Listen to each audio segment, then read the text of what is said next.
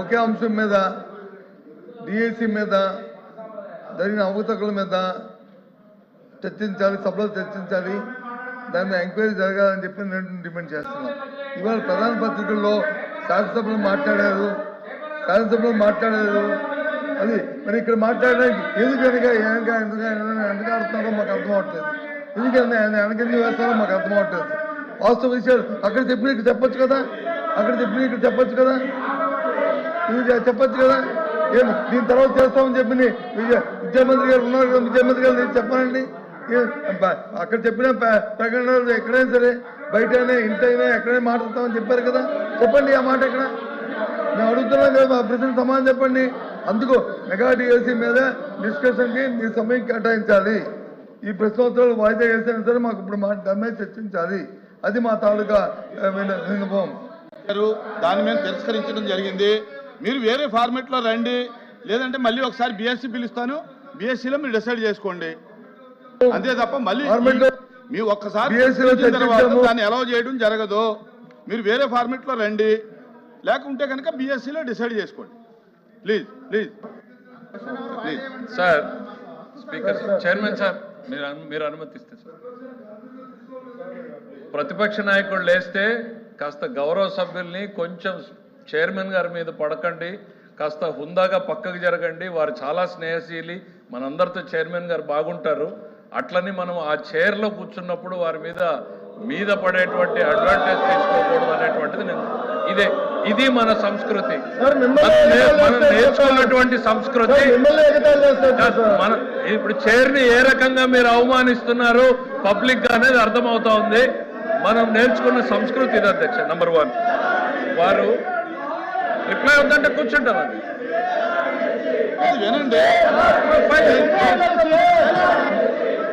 DSC మీద చర్చించడానికి అధ్యక్ష వాళ్ళ ఉద్దేశం చాలా స్పష్టంగా అర్థమైంది. మాట్లాడేకేం లేదు, అల్లరి చేసుకుని వెళ్ళిపోవాలని. అరే ఆయన ఏదో లేవనెత్తాడు, మేము క్లియర్ గా చెప్పదలుచుకున్నాం. డిఎస్సి మీద చర్చించడానికి ఈ ప్రభుత్వం సిద్ధంగా ఉంది అనేటువంటిది నిన్న బిఎస్సిలో స్పష్టంగా మీ ఎదురుగా ఆయనకు చెప్పాం. వాళ్ళ మెంబర్స్ కూడా చెప్తున్నాను అధ్యక్ష, వాళ్ళు వినుండరు. దయచేసి వాళ్ళ మెంబర్స్ ఇంటే అర్థమవుతుంది అధ్యక్ష.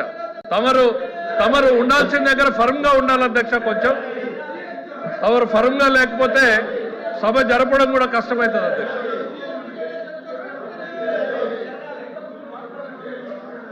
వినండి సార్, గౌరవ ఎల్ఓపి గారు అడిగిన దానికి ప్రభుత్వం నుంచి మా స్పందన ఇచ్చినప్పుడు వినే ఓపిక ఉండాలి. వాళ్ళ అజెండా ఏమైనా ఉండొచ్చు, అజెండా అల్లరి చేసి బయటికి వెళ్ళిపోవడం అనే అజెండా అయి ఉండొచ్చు, చర్చ పెట్టాలనేటువంటి అజెండా అయి ఉండొచ్చు.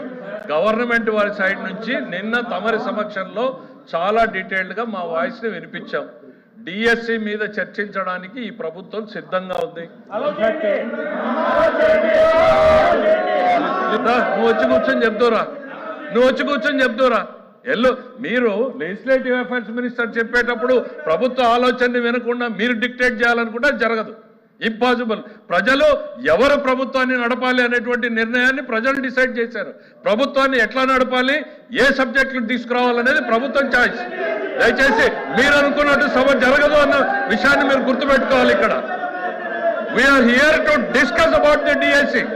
ప్రజలకు ఒకవైపు ఎల్నినోతో ప్రజలు ఇబ్బంది పడుతూ ఉంటే తాగునీరు, సాగునీరు, వ్యవసాయం ఏ రకంగా ఈ ప్రభుత్వం వాళ్ళని ఆదుకోబోతున్నాం అనేటువంటి బాధ్యతాయుతమైనటువంటి సమాధానం చెప్పాల్సిన మీరు నిర్లక్ష్యంగా ప్రజల పట్ల ఏమాత్రం కూడా అంకిత భావం లేకుండా వాళ్ళ సమస్యల గురించి చర్చించకుండా కేవలం రాజకీయాలు చేయాలనేటువంటి ఆలోచనతో మీరు ఈ అల్లరి చేసేటువంటి కార్యక్రమం చేస్తున్నారు తప్ప రైతులు ఏ రకంగా ఇబ్బంది పడుతున్నారు, కృష్ణా డెల్టాలో రైతుల పరిస్థితి ఏంటి, గోదావరి డెల్టా ఏంటి, రాయలసీమ ఏంటి, ఉత్తరాంధ్ర ఏంటి, ఈ రైతుల సమస్యల గురించి ఒక్క నిమిషం మీరు మాట్లాడారా? తాగునీటి సమస్యల్ని ఏ రకంగా పరిష్కారం చేయాలనేటువంటి సలహా సూచనలు ఇచ్చారా?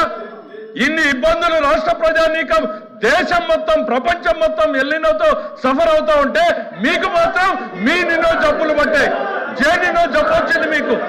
మీ అజెండా మీకు తప్ప ప్రజల అజెండా మీకు అవసరం లేదు అధ్యక్ష. దిస్ గవర్నమెంట్ ఇస్ కన్సర్న్ అధ్యక్ష. ప్రజల అజెండానే మా అజెండా.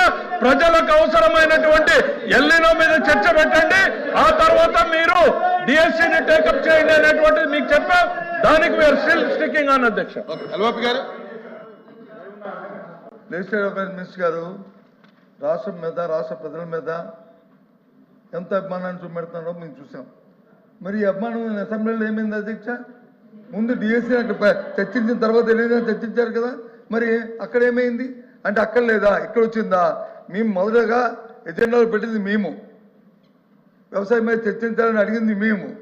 డిఎస్సీ మీద చర్చించిన వెంటనే వ్యవసాయం మీద చర్చించండి, ప్రజలు ఇబ్బంది పడుతున్నారు, వర్షపాతం లేక, ఎరువులు దొరక్క, గిట్టుబాటు ధరలు లేక ఇబ్బంది పడుతున్నారు, అల్లాడుతున్నారు. ఎప్పుడు ఇలాంటి పరిస్థితులు ఈ రాష్ట్రంలో లేవు అని చెప్పింది మేము. ఇటువంటి పరిస్థితుల్లో ప్రజలను ఆదుకోవాలని చెప్పాం. మరి అసెంబ్లీలో మరి ఎందుకు పెట్టారు అధ్యక్ష? ముందు డిఎస్సీ పెట్టండి. అక్కడ లేదా? అక్కడ ప్రజలు కాదా? అక్కడ చర్చించిన ప్రజలు కాదా? అక్కడ వచ్చి వెళ్ళిన రెండో పెడతారు, ఇక్కడ వచ్చి మాత్రం పెడతారు. అంటే ప్రజల మీద ఎంత ఆలోచన ఉందో. క్వశ్చన్ అవర్ అయిన తర్వాత బిఎస్సీ పిలుస్తాము, బిఎస్సీలో డిసైడ్ చేసి మీరు లేదు నన్ను పిలిచారు. ఓపెన్ చేయండి అధ్యక్ష, అధ్యక్ష అధ్యక్ష అధ్యక్ష అధ్యక్ష ఓపెన్ చేయండి. ఇప్పుడు 4 రోజులు పెట్టారు అసెంబ్లీని, ఇంకో 2 రోజులు పొడిగించండి, బిఎస్సీలో పొడిగించండి, మాట్లాడుకుందాం. మాట్లాడదాం. ఎంత ప్రజల మీద వాళ్ళకి అభిమానం ఉందో, ఎంత ప్రజల మీద మాకుందో అసెంబ్లీ కౌన్సిల్ తెలుసుకుందాం. ఇంకో 2 రోజులు పొడిగించండి. అది బిఎస్సీలో జరిగే కార్యక్రమం అండి. 4 రోజులు ఎందుకు పెట్టాలి? అది ఇక్కడ కాదు కదా మనం డిసైడ్ చేసింది, బిఎస్సీలో మాట్లాడు. సరే మీరు ఏమి ఇచ్చామో అధ్యక్ష, జీవితంలో ఏమి